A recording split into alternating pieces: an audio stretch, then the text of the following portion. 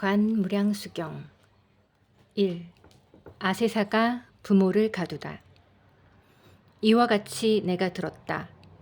어느 때 부처님께서 왕사성 기사굴산에서 1250인의 비구와 함께 계셨는데 거기에는 법의 왕자인 문수사리를 비롯한 32,000의 보살들도 자리를 함께하고 있었다. 그때 왕사성에는 아세사라는 태자가 있었다.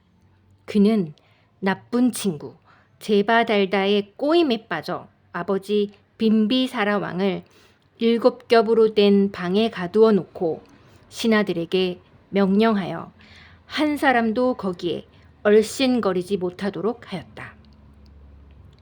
왕을 공경하던 왕비 위제희는 깨끗이 목욕을 하고 나서 우유와 꿀에 가루로 반죽한 것을 몸에 붙이고 품속에 포도주를 넣어가지고 은밀히 왕에게 드렸다. 왕은 꿀 반죽과 포도주를 마신 뒤 멀리 기사굴산을 향해 합장하고 이렇게 나직히 말했다. 덕이 높은 목련존자는 내 친구입니다. 원컨대 자비를 베풀어 나에게 8개를 일러주시옵소서.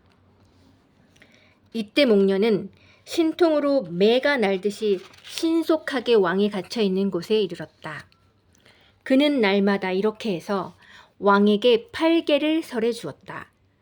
그리고 부처님은 부르나 존자를 보내어 왕에게 법을 설해 주도록 했다. 이와 같이 하여 3주일이 지났다. 꿀반죽을 먹고 설법을 들으니 갇혀있는 몸이지만 왕은 안색이 온화하고 기쁨으로 충만해 있었다. 어느 날 아세사는 문지기에게 부왕은 아직도 살아있느냐고 물었다. 문지기는 이렇게 대답했다. 대왕이시여, 왕 대비께서는 몸에 꿀반죽을 붙이고 품속에 포도주를 넣어가지고 와서 왕께 드리고 있습니다. 그리고 목련과 부르나 존자 두 스님이 허공으로 날아와 설법을 해줍니다. 그러니 저로서는 어떻게 막을 도리가 없습니다. 이 말을 들은 아세사는 화가 잔뜩 나가지고 어머니에게 대들었다. 어머니는 역적이요. 역적과 작반하였소. 스님들은 악당이요. 사람을 홀리는 질문으로 이 나쁜 임금을 여러 날 죽지 않게 했소. 그러면서 칼을 들고 어머니를 치려하였다. 이때 월강이라는 신하가 있었는데 그는 총명하고 지혜로운 사람이었다. 그는 명인 가바와 함께 왕 앞에 나가 예배하고 이렇게 말했다. 대왕이시여, 베다 성전에 말해진 것을 듣건대 아득한 옛날부터 오늘에 이르도록 온갖 나쁜 임금이 있어 왕위에 빨리 나아가기 위해 그 부왕을 죽인 자가 무려 18,000이나 됩니다. 그러나 무도하게 그 어머니를 죽였단 말은 듣지 못했습니다. 대왕께서 만약 부모를 살해하신다면 왕족의 이름을 더럽히게 될 것입니다. 저희는 차마 보고 있을 수가 없습니다. 이런 일은 전달아 같은 천민이나 할 수 있는 일입니다. 여기 더 머물러 있을 수가 없습니다. 하고 두 신하는 물러나려 하였다. 아세사는 깜짝 놀라 기바에게 말했다. 그대는 나를 도와주지 않겠는가? 기바는 아뢰었다. 대왕이시여, 어머니를 살해해서는 안 됩니다. 왕은 이 말을 듣고 뉘우쳐 도와주기를 청했다.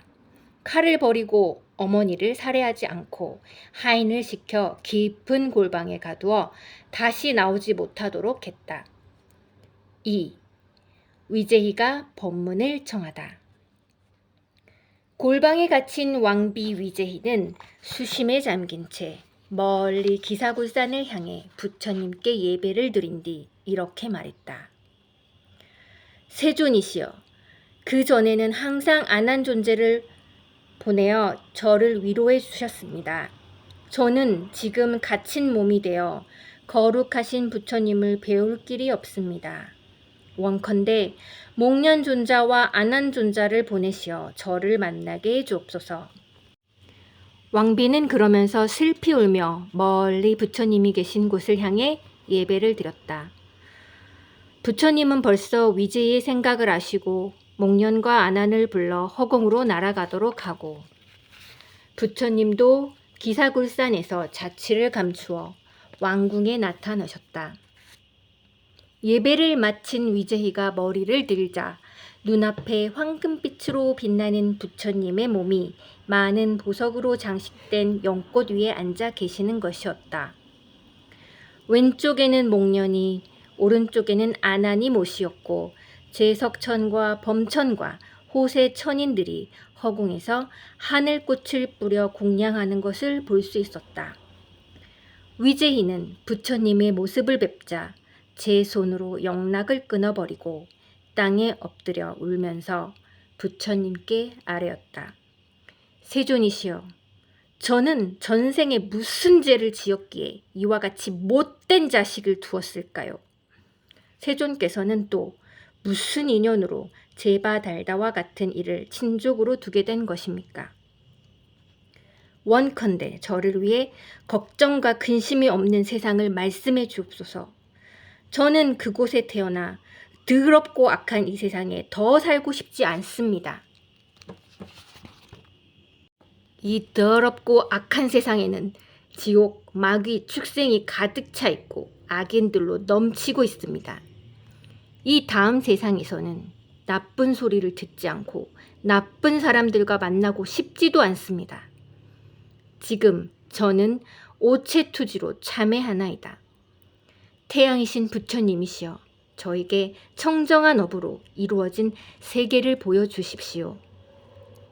3. 극락세계에 태어나는 청정한 업. 그때 부처님께서는 양미간으로 광명을 놓으셨다. 황금색 광채가 한량없는 시방세계를 두루 비추고 부처님의 두상으로 다시 돌아와 황금의 좌대가 되었다. 그런데 그 모양이 마치 수미산 같았다. 시방세계에 부처님의 맑고 아름다운 국토가 모두 그 광채 안에 나타났다. 어떤 불국토는 철보로 되었고 또 다른 불국토는 연꽃만으로 되어 있었다. 그리고 대자제천의 궁전과 같은 불국토가 있는가 하면 수정 거울 같은 불국토도 있었다. 이와 같이 한량없는 불국토의 찬란한 모습을 위제에게 보여준 것이다. 위제이가 부처님에게 사례였다. 세존이시여, 이러한 불국토는 청정하고 빛으로 충만되어 있습니다. 그러나 저는 아미타불이 계시는 극락세계에 가서 나고 싶습니다. 세존이시여, 저에게 그 길을 가르쳐 주십시오. 저에게 마음의 평화를 가르쳐 주십시오. 부처님은 빙그레 웃으셨다. 이때 오색 광명이 부처님의 입으로부터 나와 빈비사라왕의 머리 위에 비추었다. 대왕, 비록 갇혀있는 몸이지만 마음의 눈이 걸림없어 멀리 세존을 배웠고 예배하니 지혜는 저절로 나아가 욕계에 다시 돌아오지 않은 불안가를 이루었다. 부처님께서 위제에게 말씀하셨다. 당신은 알고 있습니까? 아미타불이 계시는 곳이 여기에서 멀지 않다는 것을. 당신은 생각을 집중하여 청정한 업으로 이루어진 저 불국토를 자세히 관해 보시오. 나는 이제 당신을 위해 여러 가지 비유를 들어 말하리라. 그래서 이 다음 세상에 청정한 업을 닦는 사람들이 서방의 극락세계에 가서 날 수 있도록 하겠습니다. 저 불국토에 가서 나고자 하는 사람은 3가지 복을 닦지 않으면 안 됩니다. 첫째는 부모에게 효도하고 스승과 어른을 공손히 섬기며 자비한 마음으로 산 것을 죽이지 않고 10가지 착한 일을 행해야 합니다. 둘째는 불법승 상보에 귀하고 여러 가지 도덕적인 규범을 지키며 위의를 범하지 말 것입니다. 셋째는 보리심을 내어 깊이 인과의 도리를 믿고 대승경전을 독송하며 남에게도 이 길을 권해야 합니다. 이와 같은 3가지 청정한 업이라 합니다. 당신은 알고 있습니까? 이 세 가지 업은 과거, 현재, 미래 3세 부처님의 공통적인 청정한 업이라는 것을. 4. 극락세계를 보다. 부처님은 아난과 위제희에게 말씀하셨다. 자세히 듣고 잘 생각해 보시오. 나는 번뇌의 침해를 받아 괴로워할 미래세의 중생들을 위해 청정한 업에 대해서 말하리라. 위제희여, 당신은 좋은 것을 물었습니다. 아나나, 너는 이제부터 내가 한 말을 잘 기억해 두었다가 여러 사람들에게 널리 전해 주어라. 나는 오늘 위제희와 미래세의 중생들에게 서방의 극락세계를 보게 하리라. 부처님의 실력에 의해 그들은 거울에 자기 얼굴을 비춰보듯이 저 청정한 불국토를 보게 될 것이다. 저 불국토에 더없이 미묘하고 즐거운 일을 보고 그들의 마음은 환희에 넘쳐 그 자리에서 무생법인을 얻을 것이다. 부처님은 다시 위제희에게 말씀하셨다. 당신은 죽음을 면할 수 없는 한낱 평범한 인간에 지나지 않습니다. 마음은 자칫 상하기 쉽고 아직 지혜의 눈을 뜨지 못했으므로 멀리 볼 수도 없습니다. 그러나 부처님들은 특별한 방편을 가지고 당신으로 하여금 볼 수 있게 하는 것입니다. 위제희는 부처님께 사례였다. 세존이시여, 저는 지금 부처님의 실력으로 저 불국토를 볼 수 있겠지만 부처님이 열반하신 후 이 세상에 태어날 중생들은 더럽고 악하고 착하지 못해 5가지 고통에 시달릴 것입니다. 그러한 사람들은 어떻게 해야 아미타불의 극락세계를 볼 수 있겠습니까? 5. 16가지 관법. 1. 해를 생각하는 관. 부처님께서 위제에게 말씀하셨다. 당신과 중생들은 순이란 마음으로 생각을 한 곳에 모아 서쪽을 생각하십시오. 어떻게 생각하는가 하면 모든 중생들은 태어나면서부터 소경이 아닌 이상 눈이 있는 사람이라면 누구나 해지는 것을 볼 것입니다. 서쪽을 향해 똑바로 앉아 해를 똑똑히 보십시오. 마음을 굳게 하여 생각을 흩어지지 않게 하고 이제 곧 지려는 해의 모양이 마치 허공에 매달린 북 같음을 보십시오. 해를 본 뒤에는 그 영상이 눈을 감거나 뜨거나 똑똑히 남아있도록 하십시오. 이것이 해를 생각하는 첫째 관입니다. 2. 물을 생각하는 관. 다음에는 물을 생각하십시오. 물이 맑고 고요한 것을 보되 그 영상이 분명하게 남아 생각이 흩어지지 않게 할 것입니다. 물을 본 뒤에는 얼음을 생각해야 합니다. 얼음의 투명함을 보고는 유리 같은 생각을 하고 이 생각, 저 생각, 다음에는 유리 같은 땅이 안팎으로 꿰뚫려 있는 것을 보십시오.